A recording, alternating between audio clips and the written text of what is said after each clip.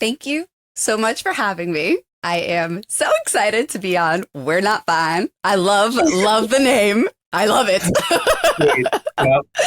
Because we're not, right? Yeah. Right. And that was the first thing she said when we talked. Is she was like, I love the name. Yes. This podcast represents the opinions of our hosts and guests. The content here should not be taken as medical advice and is for informational purposes only. This podcast also does not establish a standard of care, doctor-patient, or client relationship. No guarantee is given regarding the accuracy of any statements or opinions made on the podcast or website. And because each person is so unique, all listeners are encouraged to connect with counseling and medical professionals for assistance with their personal journey. All people, places, and scenarios mentioned in the podcast have been changed to protect the privacy of those involved. Welcome to We're Not Fine. I'm Dr. Talia Jackson. And I'm Doug Jensen. We thank you for listening every week to our deep and thought-provoking conversations about relationships. Sweetness. Friends, we're back. We are back. Welcome. And you don't know this, but we just took a 3-week break and we were all over the place. We were all over the place. We kind of, I try every 3 months to get out of town. Road trips are one of my favorite absolute things to do. And so I took a road trip to the South. I decided to kind of take a look at a different culture that I've not experienced. So I went to Louisville. I went to Charleston. I went to Asheville. I did a day trip in Savannah.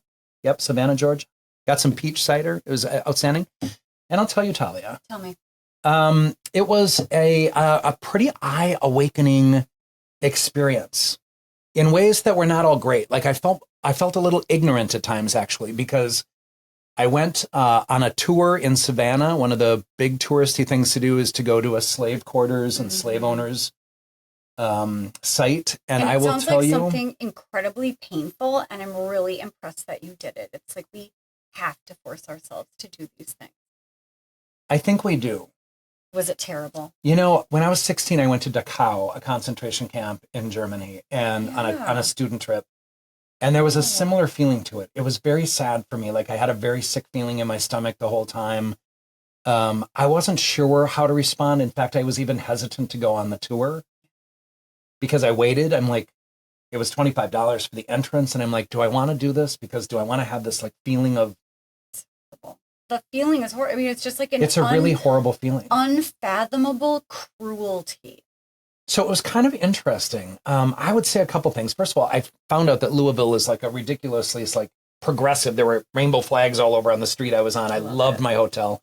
I would say it was eye-opening, but I will say even, I get to the hotel in Charleston and I'm checking in and the guy helping me with my luggage, as well as the amazing guy behind the desk, both very helpful people in this really lovely hotel.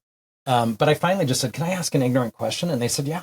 And I said, they were like, yeah, ask away, anything. And I said, why don't you have accents?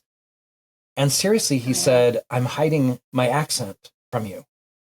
And I was mortified. But it's the Southerners hiding their accent from the Northerners? Or it felt like a Northern versus Southern issue. Do they feel like we are judgmental? Well, his comment when I said, so why would you hide your... Because I went there to immerse myself in the culture, right? I want to immerse myself wherever I go, whether it's abroad, whether it's domestic. And this dude actually said that I would find him stupid. I would think he was stupid if he talked with his accent. Oh my gosh! And I will tell you, never occurred to me. It was really shocking. And I said, that makes me feel very sad. I know. And then I thought about it and I thought, I bet a bunch of people do feel that way, right? I don't know. I just don't know.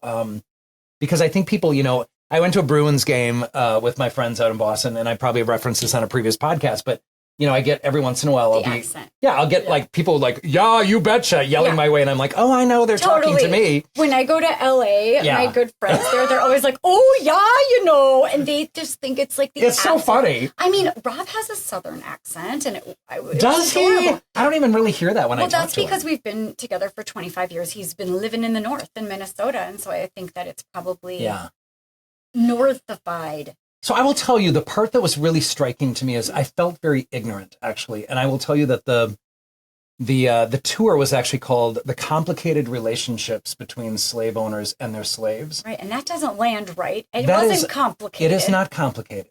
It was And actually, a forced. black participant in the tour said, "Is that what we're calling it now?" Oh, that makes me feel really yucky. Talia, it was painful. And I remember I left and I'm like, I got to get out of here and process kind of how I'm feeling. So I did talk with people about it afterwards, just to kind of get a sense of it, because it's like the complicated relationship between an abuser and the victim. that is what it was. Yep. So I didn't love it. And, and yet at the same time, I want to say to people, like, I started as I was traveling, I was like, got into Kentucky and I'm like, holy shit, this is a beautiful state. Mm-hmm. Then Tennessee, holy shit, that's a beautiful state. Then South Carolina and North Carolina. Could not get over how incredibly lush and gorgeous these states are. And I will say to the people of Charleston, oh my God, the seafood, the food was so good. I would go back just for the food. But I found myself very sad about kind of, it almost felt like the Civil War was still in existence. Like the North and the South are very real differences. And it made me very kind of contemplative. And I'm still processing it, I'll tell you. Right. Like I always look for a place where I might buy a second home someday during the wintertime. I'm having a little seasonal affect these days. Oh, yeah. In terms of my mood. And Take so me with you. I know, right? So I was looking at Asheville. I was looking at these places and I'm like, I think politically, I don't think I could do very well. And, I wear my equality t-shirts when I travel. I thought I welcome any conversation with people about human equality at any place that I go. That part makes me sad as well. Although I feel like I have friends that when they are either from the South, but they talk about that the North does not have an accurate understanding of the South. And that in fact, I'm sure that's true. Especially here in Minnesota, that it feels like it's much more segregated than in the South. So you went south. I did. And I went north. Even though you don't know that you could get more north than Minnesota. Oh, I do. Because when I say about, and everyone's like, are you Canadian? I'm not. So, I just want to make one more comment. I had 3 shrimp and grits. Oh, God, I'm so jealous. I had so much shrimp and grits. I love shrimp and grits. And they are amazing. Love. I have so many restaurants I could plug, but I'm not going to because I just don't want to do that yet. But anyway, tell me about the North. Tell me what you did. Well, so we decided to do a family trip up north to Grand Marais, and then we went back down to Duluth. Funny, I've never been there. I've been to Duluth, though. Grand Marais, oh my gosh, it was absolutely gorgeous. Yeah. But a few of the highlights, it's also the only way that we can be alone with our 15-year-old is if we kidnap him, where he has no friends that he could be hanging out with, and then we just road trip. And then he's all ours. I love it. You're doing that weird face again. Am I? We're not even going to go there. But the 2 highlights. One was the black sand beach in Silver Bay. It was so magical. Beautiful. It didn't even look real. And then one of the reasons why we went up north to begin with is our little one is obsessed with geology, nature, rocks, animals, all the things. And he told us about these rocks called Euperlites. And so we went on a Euperlite hunt with blue lights, UV lights, and we went in the middle of the night, aka 10:15 p.m. Euper. It was Euper. It was Euper. Was it a Euper time? So we combed the beach with our lights, and then he found one, which was the most exciting moment of his life. And then I was like, okay, I'm going to head back to the car. Are you ready? I am. And then I was just walking, doing my thing, and it was real dark. And I'm a city girl. I've never seen anything so dark in my life. Stars, maybe a few. No street lights. There were no street lights. I've never experienced this kind of darkness. And I had a flashlight, and I flashed it up, and I saw this long, dark shadow figure. Yep. And I was like, well, that was creepy. And it was walking towards me, and I was walking towards it. It was Sasquatch. I got a lot of questions after this because I immediately was like, oh, that was just a play of light. That was just my eyes are playing tricks on me. Ha ha ha. Totally freaking out, flashing my flashlight all around, trying to recreate that same thing. And I couldn't do it. And then I started running all by myself to the car. And I was booking it as fast as I could. And then I got to the car, locked it. And I didn't just lock it once. I locked it ding, ding, ding. Locked it 20 times. And then finally, everyone came back to the car. And so my boys started peppering me with questions because I was just oh, funny thing. I thought I saw this thing. And they were like, tell us more. And then they were asking me questions like, was it upright or was it flat? Was it floating? Ground? Was it hairy? Was it smooth? And then I was like, you guys, it was just a shadow. And then thank you, Mom, for locking us out in the wilderness with this lock. While you're safe and we're out with this figure. A walking figure. So the boys came to the conclusion real quick when I was like, it was probably just a shadow. And they were like, let me explain the universe to you, Mom, but you can't flash a flashlight in front of you and see your shadow. And I was like, ew. And then they were like, let me show you some White Walker videos. And then we also got down, we just like went into this rabbit hole of like White Walkers, Sasquatch, sightings in the North Aliens. Shore. Yeah, I think it was one of those. Which do you think it is? What did your kids decide? We decided it was a White Walker because it was like this long figure that was walking towards me and then it disappeared. I've always wanted to be the Night King from Game of Thrones. I could see it. It's going to happen. The only difference is the eyes, but I think we could work on that with some contact lenses. Yeah, that's a contact lens issue. I'm going to get the whole costume. Yeah. And then I'm going to show up, and you won't know if it's one of those figures or if it's your co-host. Except I think I might know. Why would you know? Because of the goatee. It's going to totally throw the whole thing. I don't know that I'll have a goatee anymore because I will become the Night King. Are you going to creep us out? Yeah, a little bit. In the middle of the night? I might do that. You know what? I know you're not going to because you live 40 minutes away. I can drive. The Night King actually doesn't need that. He rides a horse as far as he needs to go. That might be like 2 hours. So how are you feeling it now? Are you feeling like you're still a little bit mystified? You know what? I have completely gaslit myself into believing that it was just a play. No, it wasn't. I think we need to go back to the site and bring Kaya and bring some spirit back into the place, whoever it happens to be. My only request is that you are closer to it than I am. Because I you can don't do that. need to be the fastest when you're running I can away. do that. Yep. You just can't be the slowest. I will not be the slowest. Yeah, let's do it. I'm game. I love that story. I'm glad we also both got away. See? It was beautiful. But I'll tell you, more importantly, we had the most amazing conversation with a woman named Lia today, who is going to be our guest for today's episode. We had the greatest conversation. She was ridiculously vulnerable. I do want to put a bit of a disclaimer to our audience and make sure that you know that this topic is very sensitive. So if domestic violence and some very, very descriptive parts of the conversation might trigger you, we encourage you to either not watch or be aware that that's coming in preparation for today's episode. That's right. I mean, it was so powerful and so eye-opening, and it is sensitive, and it does have a beautiful ending with just this feeling of freedom and empowerment. And she is she's just such a gift. And I'm so glad that she was on. And without further ado, here's the interview. You guys, we are so excited to introduce to you Lia Lamela. That she is remarkable, and look at this gorgeous red hair. And she likes to think of herself as a New Jerseyan at heart. And I love that you always, when I ask you about you, you always say, I'm quirky. And it just makes me so happy. And you say you've got a fishing rod in one hand and a Milwaukee drill in the other, which I don't know anything about this, but I think the most interesting part is that you were in medical aesthetics for about a decade.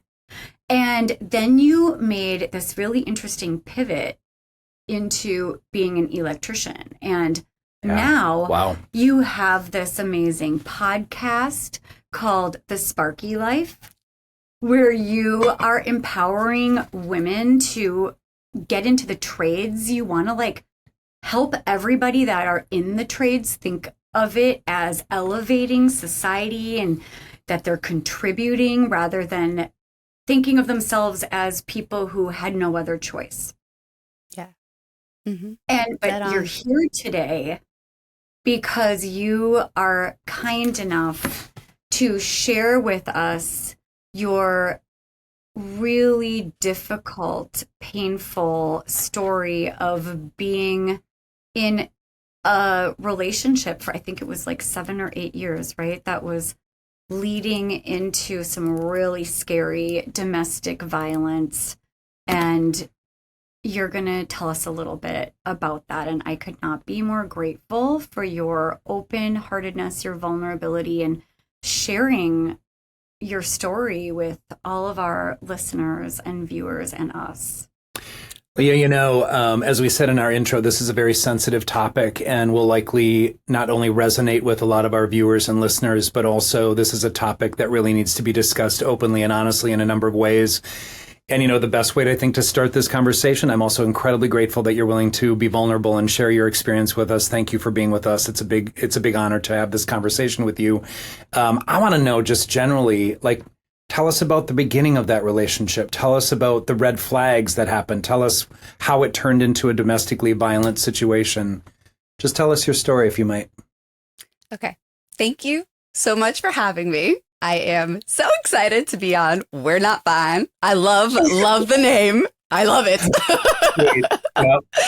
Because we're not, right? Yeah. Right. And that was the first thing she said when we talked. Is she was like, "I love the name." Yes. Absolutely. Yep. Yes. And now you see it in writing. Yes, it's gorgeous, by the way. Love it. Our new neon sign. All right. So the beginning of the relationship, I happened to know this person in high school. So I knew him when I was 15, and I believe that's one of the reasons why I felt a false sense of safety, because I knew them when they were younger. When they were younger, I knew the family background, and there was violence within the home then. And one of the things this person would say is that they would never commit violence that was done to them on anyone else. So there was this setup of an image of who I believed this person to be. Years later, I was in Boston. I was a skincare director overseeing 3 different facilities, and they reached out to me on Facebook. And they were currently living in New Jersey, so we started a long-distance relationship where on the weekends I would go to Jersey and they would come to Boston.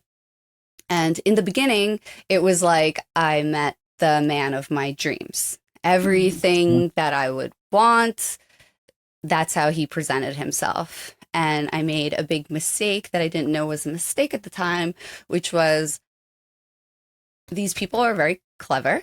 They're actually intelligent. And these types of predators will ask questions like, well, what are you looking for in a long-term relationship?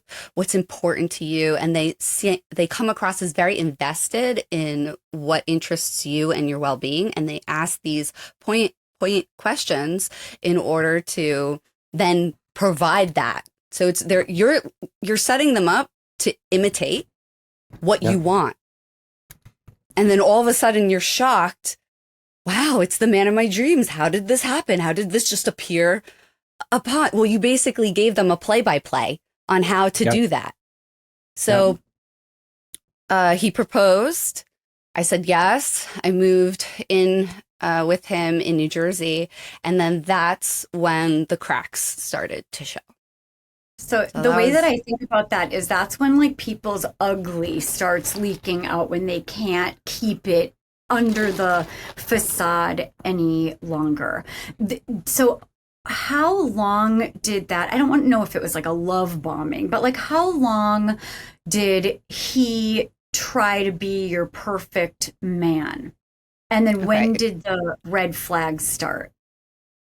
Love bombing? 100%. Okay. I mean, knew my language of love and just onslaught, like new core. It was just flowers. For viewers and that don't know gifts. what love bombing is, it's like really just overwhelming you with all the ways that you feel loved, all the ways that you would feel regarded and respected and heard and seen in every way possible. Yep.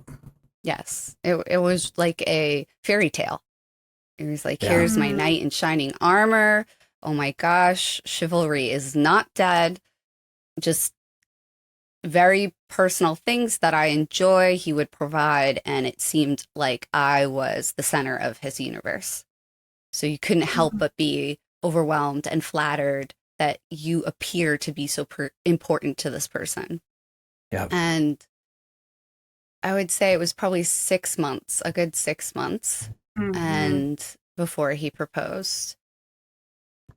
So when I moved in, and there were some red flags before I moved in that I didn't identify as red flags in the beginning, because through this experience, I now understand that I grew up in a dysfunctional family unit that created situations in which I believed certain actions were actions of love, because that was my environment, and they're not actions of love.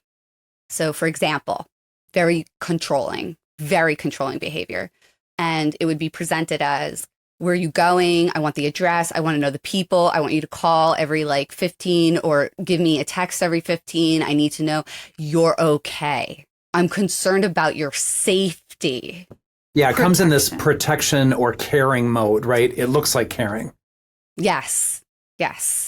And I grew up in an environment like that. And again, the push would always be, it's because I'm concerned about your safety and your well-being. And if God forbid something would happen, I would need to know how to locate you. So then you get the location devices on the phones and things of this nature. But it, slowly but surely, it's encroaching more and more, crossing boundaries of privacy. Then it's reading through your personal journals or your things. And it's, well, I need to know that you're okay. I need to know that you're not telling me everything. I'm doing this in your best interest. Oh, I just get the chills thinking about it. And so, when the little red flags were popping up, were you still thinking oh, he's just really protective? This feels right still? Or were there little hairs on the back of your neck that were waving? There were no antenna that were oh, sweetheart, this doesn't feel good.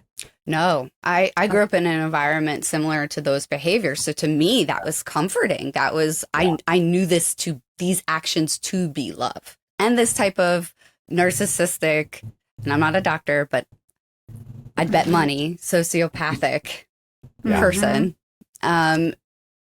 they had their story, and they presented themselves in a way of a victim. And I'm a people pleaser, and I'm a fixer, or I used to be anyway. These are characteristics that I held, again, from environment.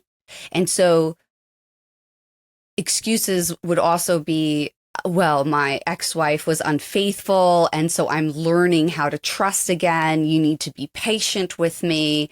And being the type of person that I was, of course I want to be supportive. So I'm allowing things that I shouldn't allow based off of this premise that he's wounded. And so I need to be supportive and help him through this. I feel like it's not just him saying you're going to have to deal with this. Anyone who hears their partner say, I'm so sorry, I get what I'm doing, and be patient with me because I'm working on it. I feel like that would keep people around for a lot longer. Oh, absolutely. But the key that I learned was, and again, this goes back to the way I grew up. I didn't understand that when you say something and it just needs to be tiny steps forward in the direction of change. It's not going to happen overnight. And there will be several times where things will be repeated, but there needs to be some action shown of change. Telling someone over and over again how you're trying to change and how much you love them and they're working on it is not sufficient.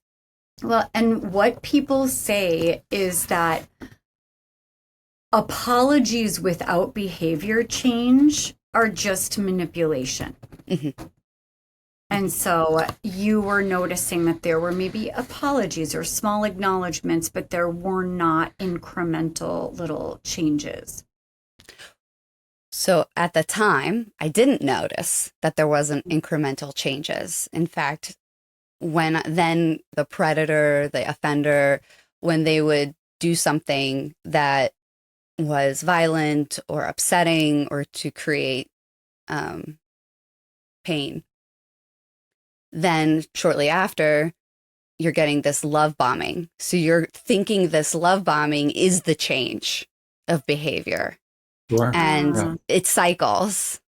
And then you get that trauma bond response, which I learned later is actually a chemical thing that occurs to further in your brain they can see it to further connect you to this toxic person. Do you want to talk more? One of the things that when you say trauma bonding, those of us who are professionals and work in this field know what that is. Do you want to talk more about it from your point of view, like how that occur, what that is? What it feels like even. Yep. And yeah. It starts off really small. So raising your voice. And I actually grew up in a house where you're not to raise your voice. I didn't experience physical violence in my dysfunctional family unit. So none of that was something that I would tolerate or I thought that was acceptable. And then it's punching the wall, intimidation. And then it's a shove. And after every incident, it's progressively getting just a little bit worse. But then, of course, you have this flowers and apology and crying and promise of becoming better. And to throw an extra wrench in this particular situation, I learned that this person had addiction issues with drugs and alcohol. And I didn't grow up in a household that had addiction in drugs and alcohol. There are addictions in other areas. Mm-hmm. And I had this false sense of, well, I didn't grow up in a home where people beat each other and yelled at each other. So of course, I'm never going to be associated with anything like that. But abuse, emotional abuse and mental abuse can then create a situation where you are a target later on for physical abuse, which I didn't understand at the time. So here you are feeling like, how could he do this? I don't understand. And then you have him with his background. So I'm trying to be empathetic towards, well, that's what he knows. So we have to work together to create new habits, that this is unacceptable. Even then you knew that that's like, this isn't right. We need to work together to have this be better. Yes. I actually grew up, I had experience with NAMI since the age of 12, and I actually went to college for psychology. So I'm very passionate about psychology. I'm very empathetic towards mental illness and believe there's this huge stigma. And I'm the type of person that was like, when I get married and we were engaged, I'm ride or die. Like if there's an issue and it's like, and at this time, I thought this behavior was connected to the addiction. I didn't understand the dynamic. And I believed, okay, I got to support them. I got to be there for them. I called psychologists, psychiatrists. I set up appointments. We went to counseling together. Wow. And how was he in therapy? Did he seem like he was someone that was like open, listening, owning his own shit, wanting to change? Or what did those... In the session, it appeared as though he was trying. After the session, it would be, I don't like this physician. I don't like that. They're not hearing me. I don't feel connected. These are legitimate feelings and valid. I feel that's valid. And so then we would go to the next person. I didn't understand at the time. He really wasn't interested in any of that because his belief is there's nothing wrong with him. He likes the way things are. And that the problem is me. Yeah, I want to ask you, when he would leave those sessions after it appeared that maybe the sessions were productive, did you have any sort of physical sort of like anxiety or feeling of like, why would you not like that person when it appeared you were connected, you were sharing? Did you have a sense in your body at any point that something's not right about this, but you kind of just went ahead and found another new therapist or whatnot? Did you know something in retrospect? Did you feel something was wrong? So I grew up with gaslighting and narcissistic behavior being normal. So my belief in my ability to assess my own reality was poor to begin with. There you go. Yep. Yeah, Left me that's very huge. susceptible. And I also want to say that even when you talked a little bit, and I realize we're interjecting on your beautiful story, so I hope it's not too interruptive. No. But Leah, one of the things I would say is that, that tendency to like care for somebody who has mental health issues or whatnot, it can really spin into codependency so easily, where we start to take care of other people chronically at our at our expense. I see that resonates with you. Fascinating, right? Keep going, please. This is beautiful. Go ahead. Yeah, so I had a codependent behavior that I didn't realize at the time was codependent behavior. Yeah. And so then I didn't realize, I didn't get those tingling sensation that something is very wrong until I got clocked in the face. When I got hit for the first time, punched in the face, that's when I realized, whoa. Like physical violence, something is very wrong. And then by this time, so much gaslighting, so much trauma bonding, even though there was the love bombing after that, I still sensed something was wrong. That was the trigger for me, that something was off. It was So actually the physical violence. Okay. Yes. It's so interesting. All the things that we can talk ourselves into or out of, that like, I'm a ride or die. I love him. I see his background. He's trying. He's such a good apologizer. I know he loves me. I've known him since high school. Like, I can just imagine the narrative that is outweighing, like, this doesn't feel good. This doesn't feel right. Mm-hmm. And then it was the actual clocking in the face that seems to be like the wake up of I can't be in this. Yes. But by that time, I was addicted to the cycle. It was ingrained. And this is something I learned that I feel is very important to mention. When they created this perfect imaginary partner, because this partner doesn't actually exist, right? This person that's my ideal soulmate in my mind at the time. Right. Things are so magical and good and storybook. You don't want to lose that. Yeah. And you grip onto it, life or death grip. Yeah. Thinking, how can I get it back there? Yeah. How can I had that. I had true love, storybook. How can I get that again? How can we fix it to get that again? And so you stay thinking that that's a possibility, but it was never there. It was never there to begin with. This is what I wonder if it's also like, but I know who he really is because this is how we used to be. So he's going through whatever it is he's going through, but I'm going to get through to him and find that again. It's like we're still gaslighting ourselves. Because if you see it once or he shows up in that way once, he'll do it again. Like you just hope that he is. But you said the critical piece here. That was listening to your scripts and developing an understanding of what made you feel regarded and loved. And that wasn't really who he was because you weren't seeing the real person, which kind of speaks to the reality that when we're in relationships, we want to show our true selves and we want to feel that that other person is showing us their true selves, which is never a fairy tale, right? It's never a perfect scenario. Because it's real. So, it's not perfect. yeah. It's real. Right. Oh my gosh, Leah. Right. By that point, there were other things behind the scenes occurring, like they take you away from your family unit.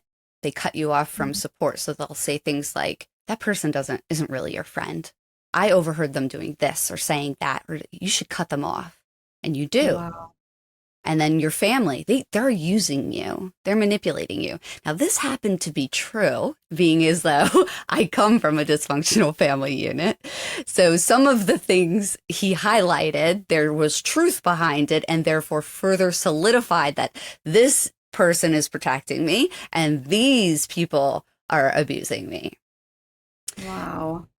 So now I'm segregated from others. And at this point, he had told me he doesn't want me to work. He wants me to, raise the family, have the kids, be at home, which at the time I was all about and excited to do. So I have no connection to finances. Mm. And I made the statement, if you ever put your hands on me again, I'm gone, I'm out the door. Okay. Mm-hmm. The next time that it happened, because of course this didn't stop, he was hands around my neck.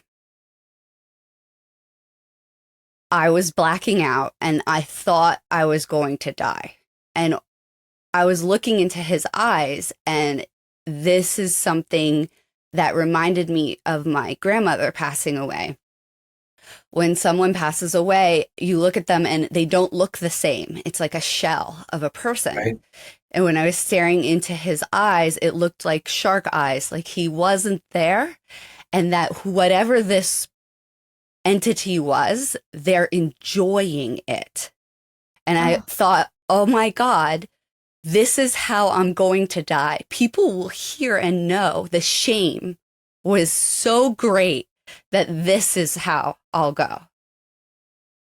That's when I realized if I don't leave, he'll kill me. I'm going to die. He will kill me.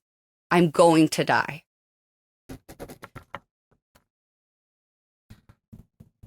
At that point, you're walking on eggshells and you go into survival mode.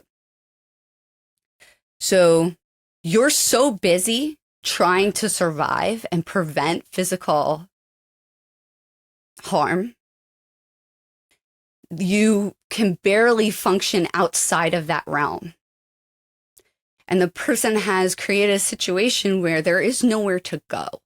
Yeah. You don't have finances. You don't have access to the car. He would take my passport. He would take the car keys. He would make it so that the only way to leave was to walk out the door when he wasn't present. And then good luck. Like I have a dog and a cat, 2 cats, and they're like my fur children. Yeah, And under no circumstances was I going to leave them, because he would threaten physical harm on them and would punch the dog, and I would interfere, and then I would get beat for doing so. And so you're so preoccupied with just staying alive, it's hard to come up with a plan to leave at that point. And I'm also assuming that he set this all up where he's got your location. He probably knows all your passwords. He's cut you off from everybody. And I don't know. I mean, how do you don't have access to the finances? Like, how did you even do it? I started to call shelters, sneak in any opportunity that I had to call shelters, and then go through the phone and make sure I delete the history. It's like high anxiety, because I knew that if he were to find that I was trying to leave, that would be the end of me. Okay. All of the shelters that I was contacting, the majority of them wouldn't allow me to come because of the pets. So the idea was, well, you just put them in a shelter, and then you could potentially get them when you find housing. And somebody who's an animal lover would never take that risk.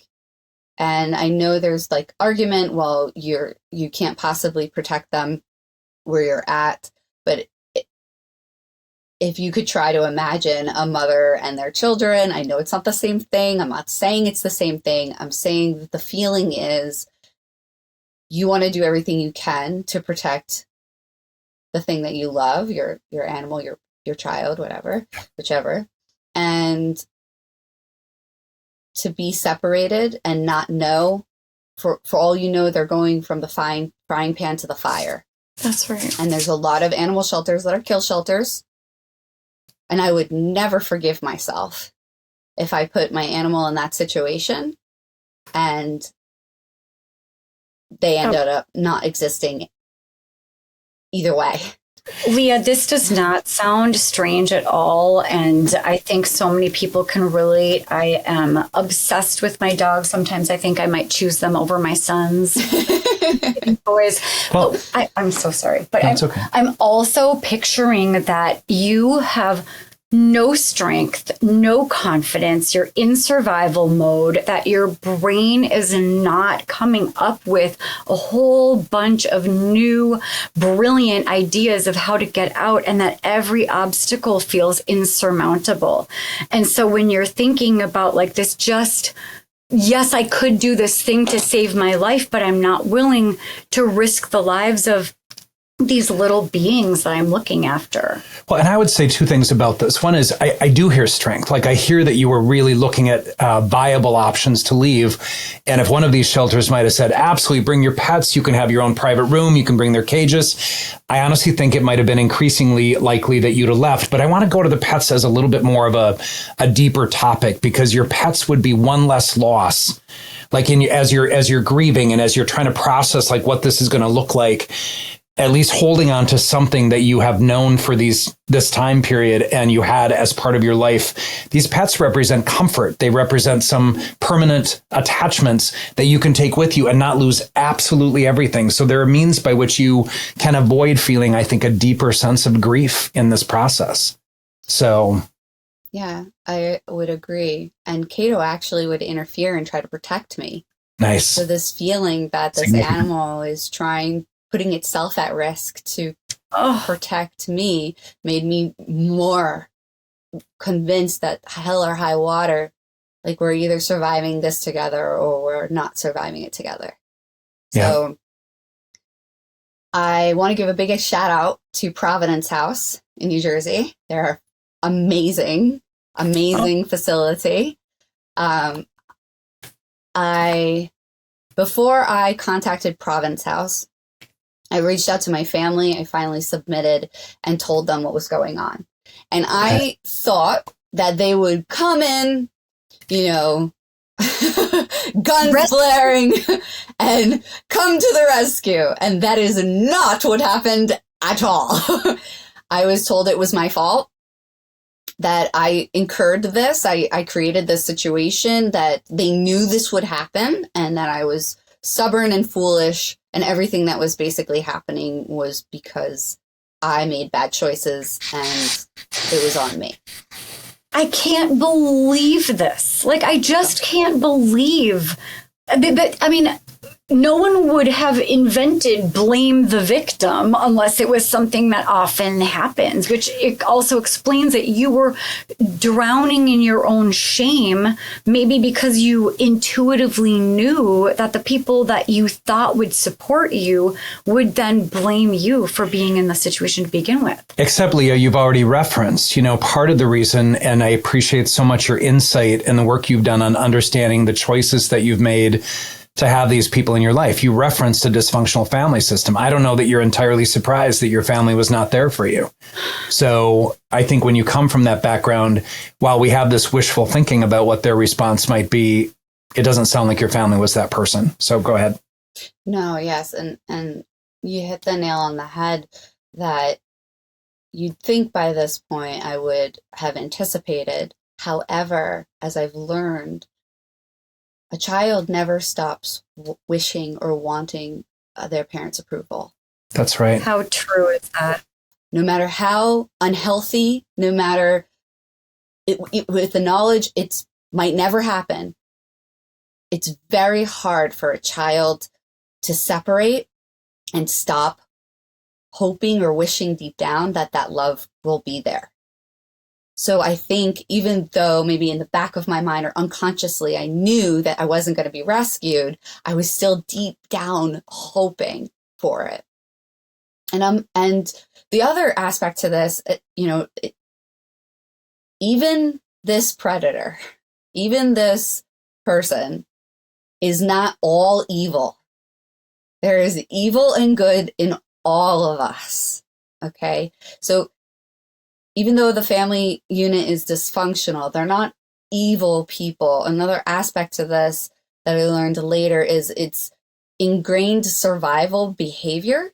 So by them saying it's my fault, I did this, that means that they're not going to do the behaviors or the things that I did. So that way they're protected and it won't happen to them. And I'm also thinking, like, for your family, them saying this is you is also absolving them of any potential part that they've played in setting you up to be vulnerable for this. Yes. Like, they will not touch this with a 10-foot pole. This was you making bad decisions. It's just heartbreaking. So at that point, I realized if I want to be saved, I got to save myself. I came across a domestic violence hotline, which brought me to Providence House. And these programs are so important. I would not be here today if it wasn't for programs like this. So please support, donate, advocate for these types of facilities. When I spoke to Providence House, they did exactly what you said, Doug. They were like, come on over, pets included, everybody just come. Like, let's figure out an exit plan, a safe exit plan of how you can leave, and you're going to leave.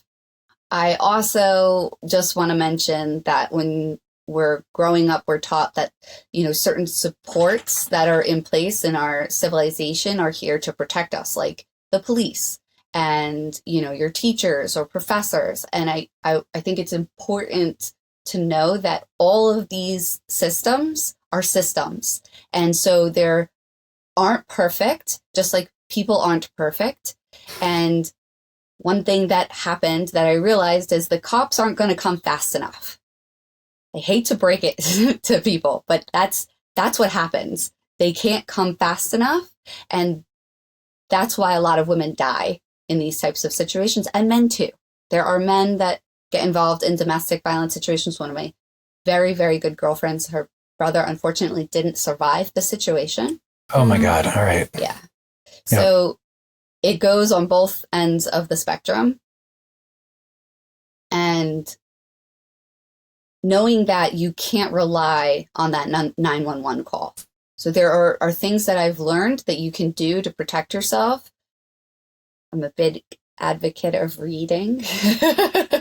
And one of the books that I highly, highly recommend for domestic violence survivors is Bulletproof. I also recommend for people in general to protect themselves. Mm-hmm.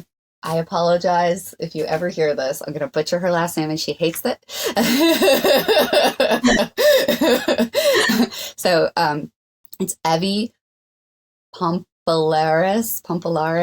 She sounds like a good sounds pretty good. Sounds pretty good. Sounds like She's fantastic. Her book is wonderful. It gives you tangible things that you can do to help you feel empowered. And it was vital in my healing process. Wow. So did you find that book while you were recovering and safe at Providence House, or? Yes, actually, so there's more. There's always more. This is, but good, right? It's a much better alternative to the story having ended that moment that you thought it was ending. So right. Thank God. Yes. I came up with an exit plan. I had a couple of people who came to help me move things. That was a battle. A lot of people do not want to get involved. So I had to make up why I was leaving necessarily, not be completely honest. Wow. And I safely got to Providence House, and he tracked me down and found me. No. Yeah. How? The car. The car. Like he put a tracker on the car, or he still was tracking you? I don't know if there was a tracker on the car. I don't believe there was a tracker on the car, but he can identify the car. And I'm going to backtrack a little bit. One of the attacks, the police were called and a restraining order was put in place. Okay. This is another issue. The same night he was let go, came to the house, got in no problem. Like I said, the cops weren't able to come soon enough. And that's when I first realized threatening to call 911 and calling 911 isn't enough because it matters how fast they can get there. So at that time, I didn't know he was going to be released the same night. And he, came to he can have access. He can easily break in, and he can, it's 3 minutes till you can't breathe. I mean, like you pass, I believe. I can try to fight him off to the best of my ability. At the end of the day, he's physically stronger than me. I dropped the restraining order, terrified that if I didn't, that night was going to be my last night. Mm-hmm. And did he demand and ask that you drop it? Oh yeah, but it wasn't. Sure. It wasn't a demand. At first, it was, don't do this to us. This is irreparable damage. Like, we won't come back from this. And I wasn't hearing it anymore. I didn't believe what he was saying. What I was seeing was they arrested him, set charges on him, put him in jail, released him the same night. I can't believe and it. He came right back to the house. He can get in, he can get to me, and the police can get here fast enough. And that's what stuck in my head. Like, I'm on my own. I am on my own. So that's why I dropped the restraining order for good faith, because I was terrified that if I didn't, he'd kill me right then and there and be completely capable of doing so. So that's a situation that I'd like people to recognize when they complain about the survivor constantly dropping restraining orders or not following through with the protection of the police. There's only so much the police can do. Their hands are tied on certain things. And at the end of the day, a restraining order is a piece of paper. Another thing that I learned later on is that the piece of paper, it doesn't protect you across state lines. Wow. So there's many facets to this. So when you're watching those crime movies and you say to yourself, oh, I would never put up with that. That's never going to happen to me. Right. It's a mistake to think like that. You should learn about social behavior and healthy relationships and what warning signs to look out for and educate yourself so that you are prepared and knowledgeable instead of just assuming That's right. that you will never be in a situation like that, because it can happen to anyone. Which might be, it just no matter what kind of a beautiful honeymoon stage you're in, maybe always be paying attention to your level of dependence, isolation from your loved ones, financial, that you've been cut off, that someone is watching your every move. That, I mean, everything that you said, it sounds so important to be paying attention to. Another thing I noticed, though, Lia, is what you're saying is he may not have noticed that, because I dropped that restraining order, because he was back and blaming me, what you're doing to us, this is irreparable. Something had shifted inside of you where you were no longer buying what he was selling. And where I think, when you were at the Providence house and he found you and you said you started going to counseling, was there enough of an ability to sort of remember who you are and where you're going? Or did you feel yourself after, that I'm sure you were still kind of a part of you that's complicated grief, right? A part of you, it's like, but I do love him, or, oh, I do remember. I don't know. Tell us about what that experience was like when he found you. So I learned at Providence House the average time for a survivor to attempts to leave is 7. Oh, that's a lot. It is a lot. Too many. I was lucky that it didn't take me 7 times. When I was in Providence House through the counseling, I was beginning to become empowered. I was beginning to feel like I had some sort of control. And when he found me, I had 3 options. I could stay in New Jersey and use what we call Section 8 housing, which means, you financially can't afford, but the government is going to assist you. Yep. Subsidized. Yep. Yep. I could, because at this point, I have no job, no money, nothing, just the car and the animals. Everything gone. So the second option was a girlfriend offered that I could stay with her. And the third option was going to my family, who at the time was in another state. And this is the family that wasn't particularly supportive to you and made you feel even more shame than you did to begin with. Right. So me and the counselor discussed it, and we believed that if I remained in New Jersey, that he would find me and he would kill me. And so it would be in my best interest to leave the state. And we knew at this point, the counselor in particular, I didn't understand the full gravity of it because I still wasn't putting together the links of how this all kind of came to fruition, but that I would be going into an environment that wasn't healthy, but it would be an environment that I knew. I wouldn't be physically harmed there. So I left the state and continued with court and the case out of state, which was arduous within itself. That's another reason why survivors don't move forward with the court case and the system. Our laws are really bad. Really bad. And depending on the state determines how much protection you actually have.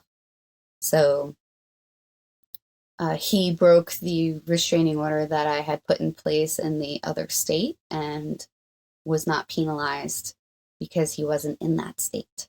And so he could email me and contact me at his will, harassing, begging me to drop charges, threatening me that if I don't drop charges, he'll kill me and my whole family. Oh my God. So when I left the state and was with the family, I was wearing a bed robe like every day. Like I just didn't get out of bed. Very bad depression. Couldn't believe this happened to me. How could I let this happen to me? These are the feelings and the thinking. Right. And I decided that I would never, ever, ever let this happen again. And that's when I did this huge deep dive introspection. I spoke to specialists. I went to psychologists, psychiatrists, counselors. I read books, so many books. Incredible. It's incredible. And I mean, especially in an environment where I feel like you were also getting these messages that you did this to yourself and that you would just begin this process of empowerment and self-love and learning. Yes. It's incredible. And I was. Now, I was very lucky. I love my counselor. I see her today. She is amazing. We love hearing that. I would not have come so far so fast if it wasn't for her and her ability to mirror and help me to assess, try to look outside of myself, to guide me. She's incredible. Lia, do you find that even with all of this, like beautiful work that you're doing, I'm so incredibly impressed by all of the different resources that you've found, which of course, Doug and I highly, highly recommend. But do you still feel like there is a part of you that will always be battling some sort of post-traumatic stress, or like how does this affect you on the other side, just thinking about relationships, thinking about self-worth, thinking about attachment? Like, tell us about maybe that part. So there was mental, physical, sexual abuse through this, and the PTSD was bad. So I went through a period of, and I still struggle with being touched and intimacy, anything coming up from behind me. So there are things that, of course, your body, from being in survival mode for so long, you're going to start to have these behaviors. And I would like to hope that I could potentially rid myself of all of this behavior, survival response, because it wasn't there to begin with. It was from this event. So I haven't been able to completely remove everything at this current moment, but I am in the process, and it does get better and better. That's another thing that I'm passionate about sharing. You can survive this. Not only can you survive it, you can thrive. There's a way out. There is a way out. And you don't have to let what happened to you change or make you into something that you don't want to be. You know, Lia, we talk so much in this professional, the trauma community about, resolving trauma. And I don't necessarily love that word, and I appreciate more how you're talking about it, which is that it's something that might come up. It's something that if somebody touches you or comes up from behind, or there is some familiarity with some of the patterns that you've experienced, I would say, trauma is not something to avoid entirely. It's something to recognize when it happens and do something different, and be aware of what that insight is that you've gained so eloquently and through a shitload of hard work, I must say. I'm so deeply impressed with how you talk about it. One of the big questions that I had coming into this interview with you was like, how did you figure out what those patterns are? Because I'll tell you, Lia, Talia and I both work with people who have been in domestically violent situations, who have a history of sexual, physical, emotional abuse situations. And it's really hard to understand the origins of why, what people's role is in enabling those experiences, but then making sure that you don't repeat those patterns. I also will say that one of the biggest issues that I hope to gather for our viewers and listeners is like, what do you recommend that people do? And you said something so beautiful. And I just want to say, you don't have to stay in a situation like this. And you don't have to be prone to this and stay in it and just feel trapped and helpless. There's always something to do. Yes. One thing I discovered through my journey is that we all have these core resources. I know I'm speaking to the choir here, but this speak it. I love it. And mine in particular was safety. So like what was most important to me on the basic level was to feel safe. Obviously, I grew up not feeling safe. Otherwise, that wouldn't be so important. And I discovered that safety is an illusion. You are never going to be safe. Many things can happen to you. You can do everything right.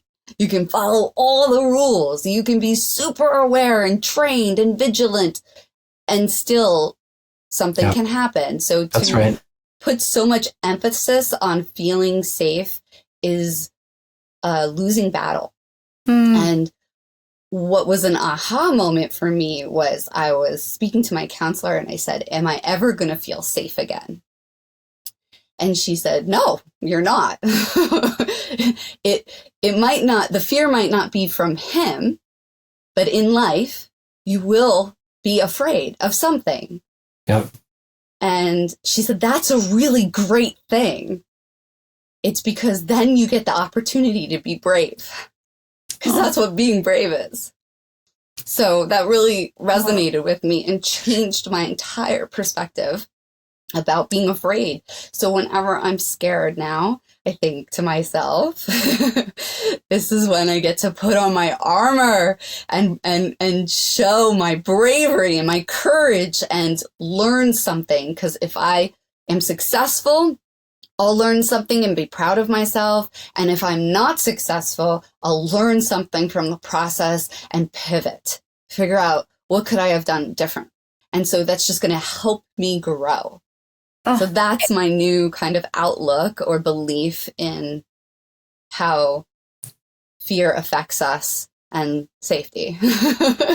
It's so incredibly powerful on so many levels, but I think that was like a real mic drop moment, because I think that, and also like I've done some training in EMDR. Have you ever heard of EMDR? Yes. So I've done some training. It got rusty. I let it go. But essentially, I remember working with so many people who had trauma, and then you are moving yourself from this negative cognition to a positive one. So like, I am not safe. Your brain is naturally wanting to move to, I am safe. And that was always this hang up, because this is an external, like you don't have control over 95%. It's like letting go of that control. But if you are starting to have confidence in your own coping, in your own maybe ability to scan the environment, in your strength, in your bravery, that is sort of as good as it gets. You know, Lia, one of the things I would observe as you talk about being brave and not, running from fear, I think coming onto this podcast today, sharing your story with us felt incredibly brave and courageous, as you continue to process. I have two questions for you. One is, I am somewhat curious if you still worry about his contact, if he is still trying to make contact with you. Really, for our viewers, how long has it been since you really departed from this relationship? But I also want to know, just generally, like as you recount your story, how do you feel? Do those feelings come up? It felt like a couple times, right? It was very fresh. I'm wondering if you can speak to either of those or both. Regarding how long it's been. So yeah. I've been free for 3 years now. What a lovely word. I do worry because even though he pled guilty regarding my case, because he made a plea deal bargain, he wasn't jailed.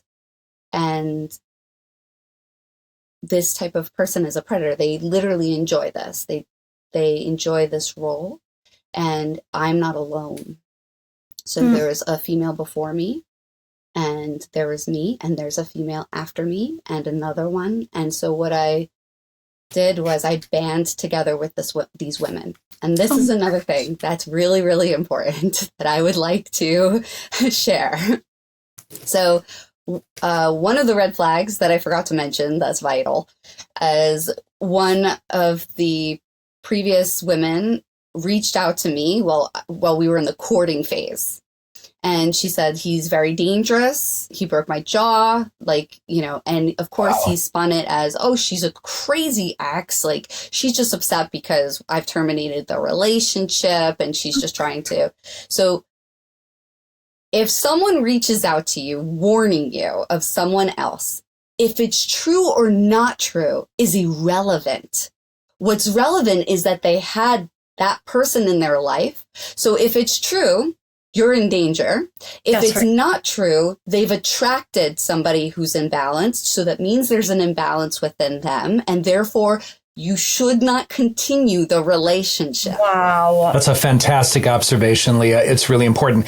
I want to make a comment too before I forget that I think oftentimes when we hope that the person becomes that charming, attentive person, an affectionate person that they were at the beginning of the relationship, we fear in some ways that they're going to leave this relationship if we end, and they're going to give somebody else the best of themselves, Yes. which is never, ever true. That person will, and you just exemplified that in this example, they go from one to another and they do not change. Yes. There is no one that's going to get that best part of them on a consistent basis. Please respond. Yes. Yeah. That fear was there. I had Yeah. that fear in me. Yes. Yep. And I, of course, didn't believe her.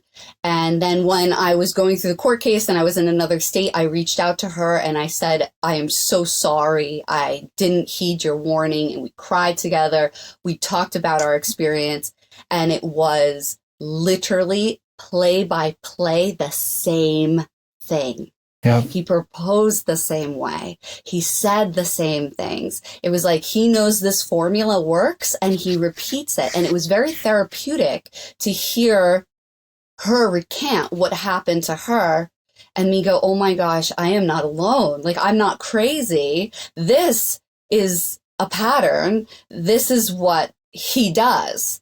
And then I did the same thing. I tried to warn the next female that was in line. And again, same situation. She didn't. She thought I was a crazy ex. Again, he physically assaulted her. She has a case against him. And then she reached out to me apologizing.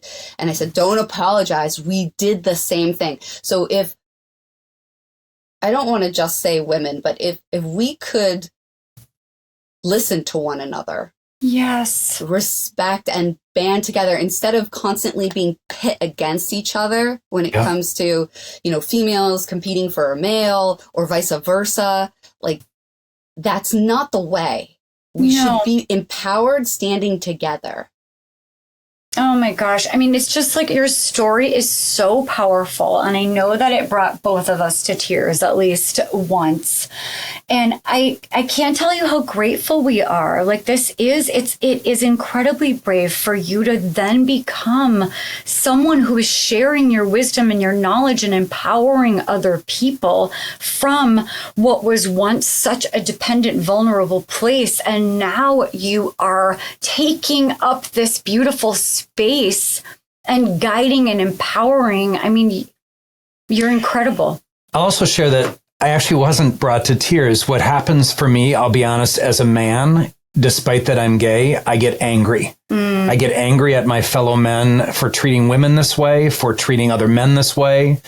And I get protective and not necessarily in an enabling way or suggesting women can't take care of themselves. But I just want to say that we as men who do not abuse other people need to stand up and approach our fellow men to not treat women this way and to expect them to be better and to treat and teach our sons not to treat people this way. That's beautiful. So I have more of a sort of a rageful response, like, let's get these men all together and teach them a lesson. But that's not the right approach either. Although Leah's saying maybe it is. Yeah. You caught that on the face there. I did catch that on your face, Leah.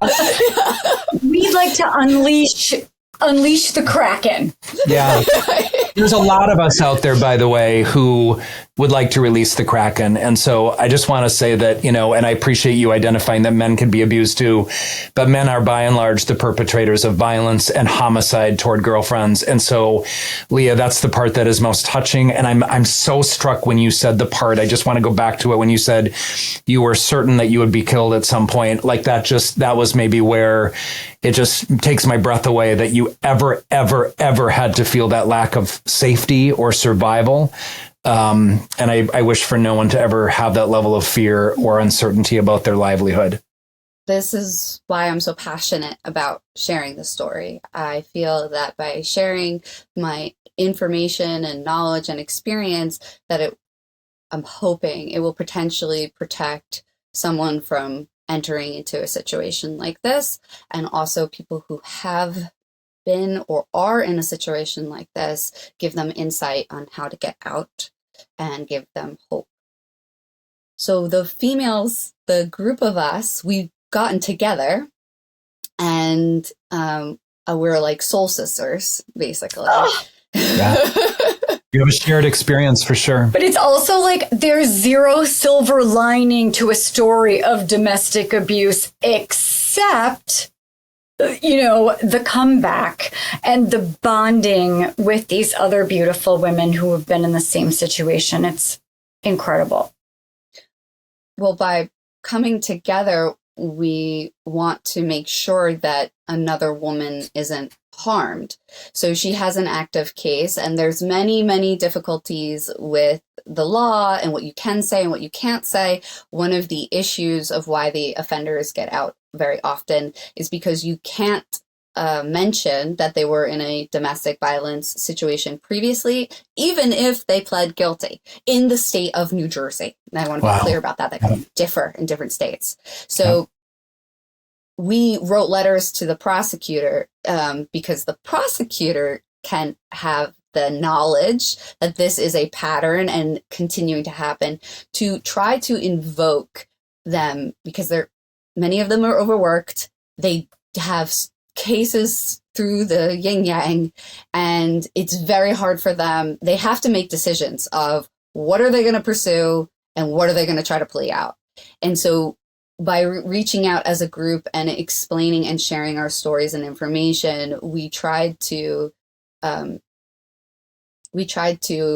warn them that if they aren't going to plea deal him again, he will do this again. And we don't want it to come to a point where a woman is killed. That's right. Until he's put in a position where he can't harm anyone any longer.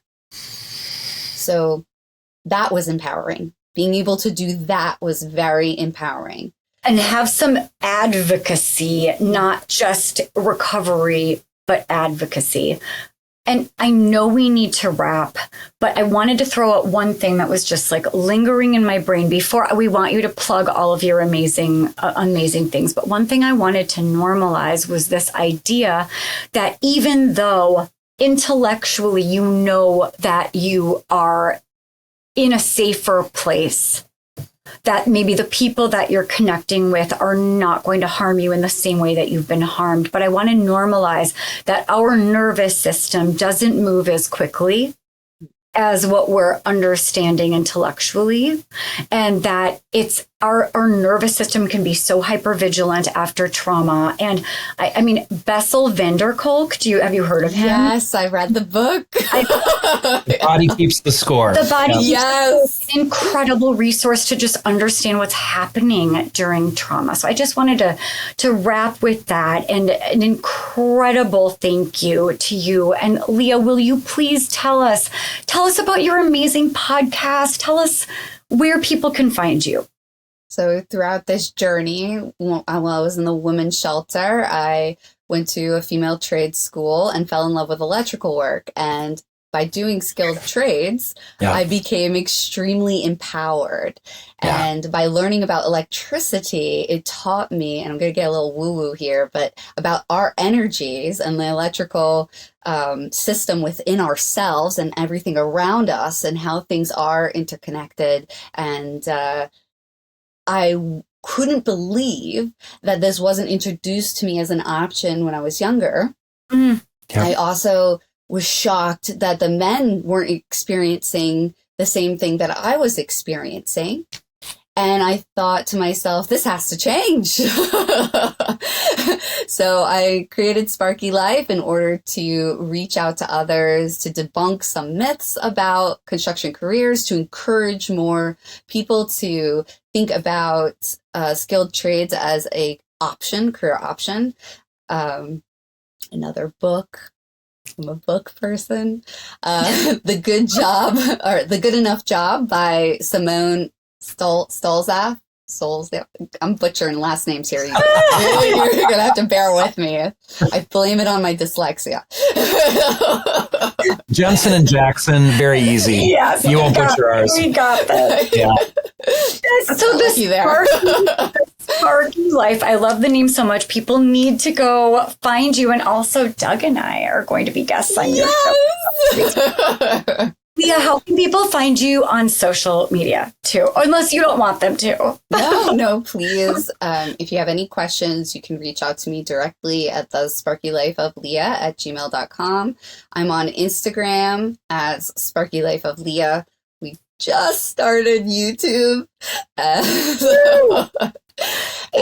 welcome. Lia is Lia. Correct. Just so everybody knows. Yes. You are the best. Like, I'm so happy. I feel like it was just we stumbled upon each other in our little podcasting group, and I'm so incredibly grateful that you are in my world. And thank you so much for sharing your story.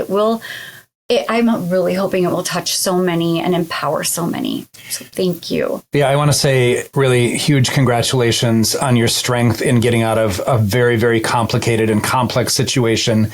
I really want to reiterate that, this is not something that has this finite resolution to it, and that this is a lifetime of learning and listening to yourselves and moving forward as you transition from these domestically violent situations.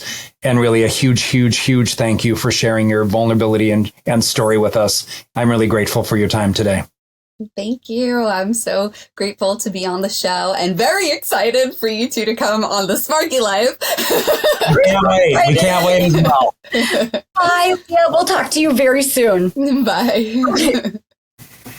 Doug, she was incredible. She was incredible. And, it's interesting as she was speaking and the vulnerability and the stories and the detail by which she accounted for her experience from beginning to end, which, of course, there is no real end. It kind of actually triggers some of my own experiences, I'll tell you. I know. A lot of us have, despite being really healthy people, despite having done our work, we still sometimes find ourselves in unfortunate circumstances like that. And it's such a humanly shared experience. And when you're in it, it's great to know that you're not alone. I know. It was incredibly humbling, and I couldn't be more grateful that she shared her story. We really hope that you found value in it like we did.